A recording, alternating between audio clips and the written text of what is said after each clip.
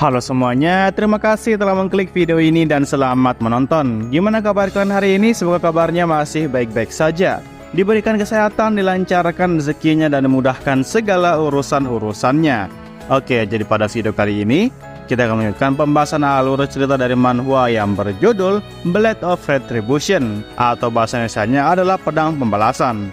Video ini merupakan part ketiga dari video part-part yang sebelumnya. Jadi bagi kalian yang menonton part-part yang sebelumnya, silahkan ditonton terlebih dahulu. Kalian bisa mengeceknya pada bagian kanan atas pada video ini.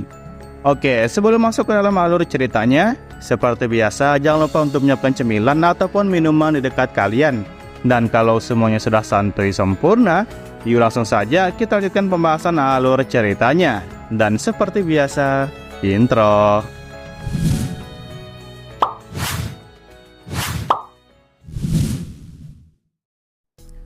Oke, setelah itu kita kemudian berpindah ke kantor polisi. Sepertinya karena Shio kewalahan menangani kasus ini tanpa petunjuk apapun, Shio pun memutuskan untuk datang saja ke kantor polisi untuk memberikan laporan agar kasus adiknya ini bisa bantu ditangani. Setelah menceritakan panjang lebar mengenai kasus adiknya itu, seorang polisi di depan komputer pun kemudian balik mengonfirmasi perkataan dari Shio. Kalau Shio berkata bahwa mungkin saja adiknya telah dihabisi oleh seseorang. Polisi malas ini kemudian bertanya kepada Shio perihal apakah Shio mempunyai bukti mengenai kemungkinan ini. Shio dan wajah datar kayak biasanya kemudian mulai cerita bahwasannya dia dan adiknya dulu pernah setuju untuk memberikan peringatan satu sama lain jikalau terjadi sesuatu hal yang buruk. Shio membeberkan kalau dia dan adiknya sepakat untuk menggunakan atau menggambar tanda infinity jika salah satu dari mereka berada dalam situasi yang berbahaya. Polisi malas itu kemudian kembali merespon. Nah, lantas bagaimana caranya Shio bisa mengirimkan tanda itu dalam bentuk tulisan? Shio melanjutkan bahwasanya mereka berdua membuat kesepakatan mengenai hal ini pada saat mereka berdua masih SMA dulu. Jadi hanya dengan menulis angka 8 pun sebenarnya sudah bisa dan membentuk tanda tersebut. Polisi itu menyimpulkan kalau adiknya Shio ini ternyata lebih dulu melapor ke kakaknya daripada melapor ke polisi.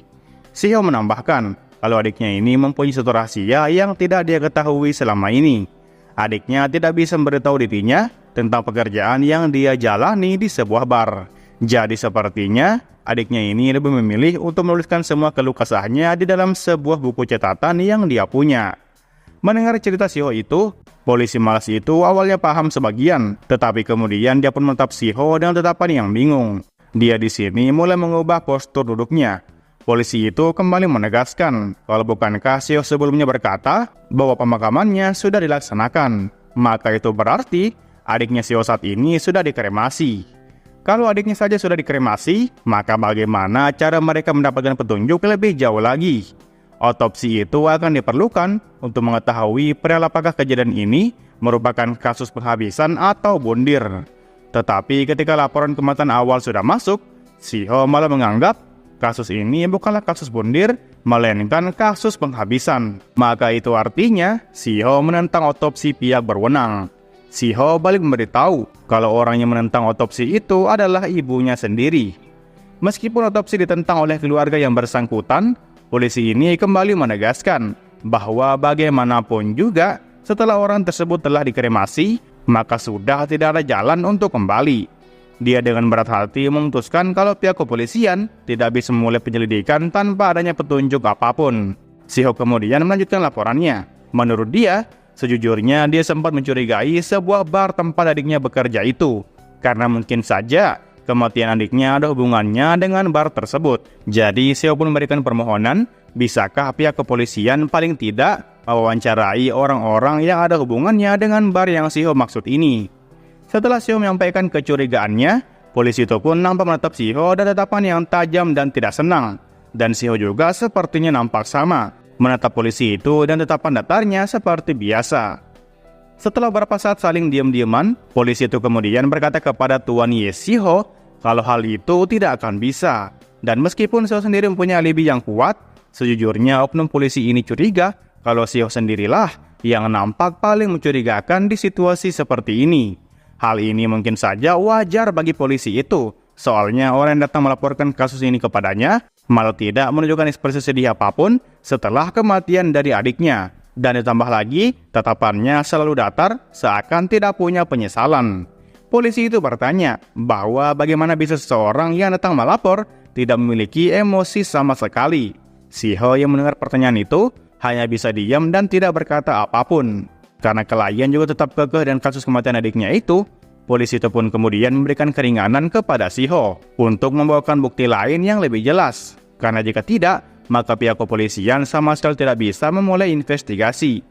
Setelah memberikan tawaran itu, polisi itu pun kemudian kembali nanya ke Siho kalau apakah dia sudah mengerti. Siho menjawab kalau dia sudah mengerti. Dan di saat yang bersamaan, dia pun bangun dari kursinya dan hendak berjalan pergi. Saat Siho berjalan menuju ke pintu keluar, polisi yang tadi kemudian cerita ke rekan yang ada di sebelah kanannya perihal dirinya yang tidak bisa mempercayai situasi saat ini. Sepertinya semua orang dapat bermain detektif-detektifan di waktu belakangan ini. Oknum polisi ini menganggap kalau yang disampaikan oleh Siho itu semuanya hanyalah omong kosong. Sepertinya dia sengaja mengeraskan suaranya agar didengar oleh Siho yang berjalan menuju ke pintu keluar. Dan rekan sebelahnya nampak keringat dingin setelah mendengar rekan polisinya berkata seperti itu. Di lain sisi, Siho juga merasa sangat kecewa dengan pelayanan polisi tersebut. Dia tidak berekspresi apapun dan lanjut berjalan keluar kantor. Nah, saat dia berjalan keluar, Siho berniat untuk menginvestigasi hal ini sendiri karena polisi tidak dapat diharapkan. Tujuan Siho kali ini adalah pergi ke Samseongdong Flash atau ke bar tersebut. Oke, singkatnya, malam hari pun tiba. Suasana kota sedang ramai-ramainya apalagi saat malam hari. Di sini Siho nampak berjalan menyusuri jalan menuju ke bar tempat adiknya bekerja. Dia ke sana hanya berbekal topi hitam dan juga HP yang ada di tangannya. Itu bertujuan agar dia tidak tersesat di tengah jalan. Setelah memastikan lokasi di HP dan lokasi yang sebenarnya, Siho pun berhasil menemukan bar Flash tersebut. Dia awalnya sempat berhenti di depan pintu masuk dan menatap ke arah tangga ke bawah. Sambil mengepalkan telapak tangannya, Siho pun mengumpulkan tekadnya untuk masuk. Setelah menuruni tangga utama di bar itu, di bawah dia pun bertemu dengan seorang pria penjaga bar. Pria itu kemudian bertanya kepada Siho perihal apakah Siho cuma datang sendirian. Dan jikalau Siho datang sendirian, apakah Siho mencari seseorang yang ciri-cirinya dapat dijelaskan secara spesifik. Namun Siho di sini menjawab dengan jujur kalau ini adalah kali pertamanya datang ke tempat ini. Penjaga itu kemudian menawarkan kepada Siho untuk menunjukkan jalannya masuk ke dalam. Nah, saat membuka pintu masuk, seorang pria berjas coklat yang sedang mengangkat HP di telinganya menyadari kehadiran dari Siho yang masuk ke tempatnya. Sesaat setelah Siho dipandu oleh penjaga tadi, pria itu pun kemudian berdiri dari kursinya dan berpura-pura membenarkan dasinya sambil menelpon membelakangi Siho. Siho beneran masuk ke kandang musuh tanpa ditemani oleh pihak berwajib satupun. Dan juga dia anting-anting saja sembari mengikuti penjaga yang berjalan di depannya. Sementara itu, pria berjas coklat di belakang tadi kemudian berbicara melalui telepon sambil mengucapkan terima kasih. Dan dia bertanya kalau apakah sesuatu hal terjadi di tempat bosnya saat ini. Pria berjas itu kemudian memberikan laporan kalau semua yang direncanakan telah sepenuhnya berjalan dengan lancar. Siho yang berjalan meninggalkan pria berjas coklat itu tentunya tidak bodoh. Dia melirik ke kiri dan memperhatikan gerak-gerik orang tersebut yang nampak mencurigakan saat dia menelpon. Siho kemudian mulai memperhatikan banyak hal di tempat ini. Tempat yang dia masuki sekarang adalah basement lantai 1 yang berada sekitar 20 langkah ke bawah setelah dia berada di depan bar tadi. Jaraknya ada sekitar 5 meter dari pintu masuk saat dia memasuki konter ini. Dan di konter ini terdapat pemilik pria berjas coklat. Nah, di tengah-tengah bar ada aula yang terletak di tengah dan juga beberapa ruangan dengan tirai yang terpasang di sepanjang tembok. Siho di dalam hati dibuat bertanya-tanya kalau apakah hanya terdapat satu pintu masuk saja untuk orang luar yang datang kemari. Di sini kita bisa melihat bahwa bar ini memiliki banyak kamar khusus untuk pelanggan. Dan Siho dibawa ke sebuah kamar kosong oleh penjaga pintu depan tadi. Nampak penjaga pintu itu membukakan sebuah gorden ke kamar kosong untuk si Siho. Dan pria berjas coklat tadi kemudian tidak menghadap belakang lagi dan kembali menelpon dengan normal. Nah, setelah Siho masuk dan duduk sendirian di sebuah sofa di kamar itu, sesaat kemudian datang seorang wanita yang memiliki rambut berwarna merah, yang dimana dia membuka gorden kamar miliknya. Wanita itu menyapa Shiho dan berkata halo dan menyebut Shiho dengan sebutan bro. Wanita ini juga mencoba memuji Shiho dengan mengatakan kalau Shiho itu rupanya cukup tampan. Wanita itu kemudian bertanya kepadanya perihal apakah Shiho sudah pernah ke sini sebelumnya. Shiho mengaku kalau ini adalah kali pertama baginya masuk ke tempat ini. Wanita itu langsung duduk di sebelah Shiho dan dia menjelaskan bahwa tempat ini adalah bar tempat duduk yang berbasis rotasi. Jadi Shiho hanya diperbolehkan ngobrol doang dan dilarang keras untuk menyentuh gadis-gadis. Shiho merespon kalau dia sudah paham. Tetapi wanita itu menanyakan kalau apakah ada yang ingin Shiho tanyakan. Shiho seketika langsung bertanya ke intinya dan dia bertindak tak tedeng ngaling-ngaling. Dia bertanya pada apakah wanita berambut merah ini mengetahui informasi tentang seseorang yang bernama Sion. Mendengar nama Sion, wanita berambut merah itu akhirnya teringat dengan nama samarannya yaitu Arumi. Wanita itu berkata kalau orang yang bernama Sion itu sudah tidak bekerja lagi di tempat ini. Dengan keringat di wajahnya, wanita itu pun kemudian tersenyum sambil menegaskan kalau dirinya tidak tahu mengapa dia berhenti bekerja. Yang jelasnya, Sion itu sudah berhenti kerja belum lama ini. Shiho memberikan tatapan tajam ke arah wanita berambut merah itu. Setelah itu, dia pun berkata dalam hati mengenai apa yang dia pahami dari wanita yang satu ini. Saat wanita itu tersenyum, matanya nampak berkedut sedikit. Dan sudut mulutnya juga seakan dipaksakan untuk tersenyum kepada dirinya. Shiho paham kalau sebenarnya mereka yang bekerja di tempat ini pastinya telah mengetahui sesuatu. Karena situasi mereka nampak canggung, wanita itu pun kemudian bertanya kepada Shiho perihal apakah ada makanan ataupun minuman yang ingin dia pesan. Shiho dengan nada santai merespon kalau dia ingin memesan yang ini. Shiho menunjuk menu di atas meja dan memberitahukan pesanannya kepada wanita tersebut. Setelah menerima pesanan dari Shiho, wanita itu pun kemudian berdiri di sofa dan menyampaikan kalau mereka akan membuatkan pesanannya. Setelah dia keluar dan menutup gorden kamar dari Shiho, wanita itu pun kemudian berjalan ke pria berjas coklat yang ada di depan, yang saat ini sedang tersenyum setelah menelpon dengan bosnya. Wanita itu kemudian melapor ke pria berjas coklat kalau pria berhoodie abu-abu itu sedang mencari keberadaan dari Arumi. Mendengar nama Arumi, pria itu lekas menaruh ponselnya di dalam saku. Wanita itu kembali menegaskan kalau yang dia maksud Arumi adalah si Sion. Mendengar laporan wanita itu, pria berjas coklat itu pun seketika tersenyum licik. Di dalam hati dia bertanya-tanya mengenai ada apa ini sebenarnya. Oke, jadi saat di awal-awal Shiho masuk ke dalam bar dan dituntun oleh penjaga pintu tadi, di telepon, pria berjas coklat itu sedang berbicara dengan bosnya. Rupanya bosnya menyampaikan situasi terkini yang akan terjadi di bar Flash itu. Berdasarkan yang bos itu dengar, mereka bilang kalau kasus ini sebenarnya tidak ingin diselidiki. Tetapi masalahnya, pria itu nampaknya ingin menyelesaikan masalah ini dengan menggunakan tangannya sendiri. Jadi bagaimanapun juga, orang itu telah membuat si bos menjadi gelisah. Makanya dia pun menyerahkan pria itu kepada anak buahnya yang sedang menelpon ini. Nah, saat itulah dia pun berpura-pura berterima kasih kepada bosnya sambil menanyakan apa yang terjadi. Dan dia mengiyakan tawaran itu dan berkata kalau semuanya pasti akan berjalan dengan lancar. Setelah itu, dia pun menutup teleponnya. Rupanya yang menelpon tadi ke dia adalah seorang detektif Lim. Kemungkinan besar, seorang detektif ini masih berhubungan dengan polisi dan juga bar Flash yang dimaksud. Di sini, pria berjas coklat itu pun kemudian berpikir bahwa apakah Sion yang disebutkan oleh detektif Lim tadi adalah orang yang sama. Wanita itu kemudian kembali bertanya kepada manajer itu perihal apakah dia harus bilang kepada pria berhoodie itu kalau seluruh bar sudah dipesan saat ini dan kemudian menyuruhnya buat pergi.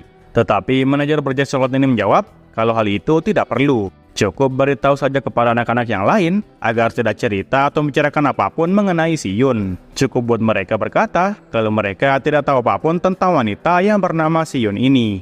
Dan selain itu, manajer juga bertanya balik ke wanita berambut merah itu mengenai bagaimana kabar Sion saat ini. Wanita itu melaporkan kalau sejak apa yang terjadi pada Arumi akhir-akhir ini, Arumi tidak pernah datang ke tempat kerja ini lagi.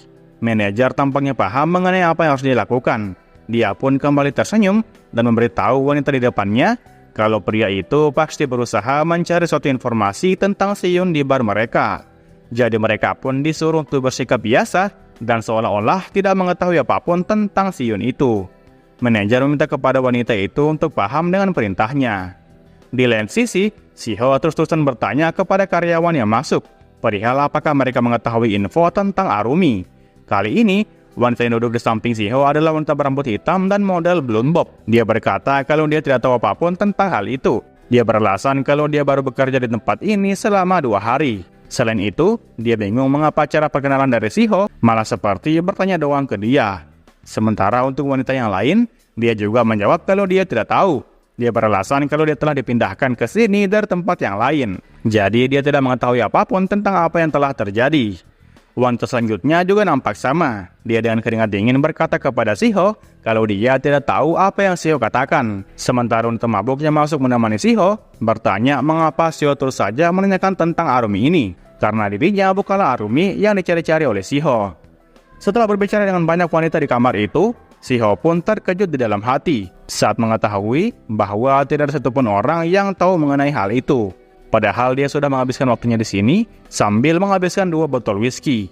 Wajah Shiho juga nampak memerah akibat pengaruh dari minuman alkohol itu. Sesaat kemudian, wanita berambut merah sebelumnya akhirnya datang kembali dan memeriksa minuman yang telah dipesan oleh Shiho sebelumnya.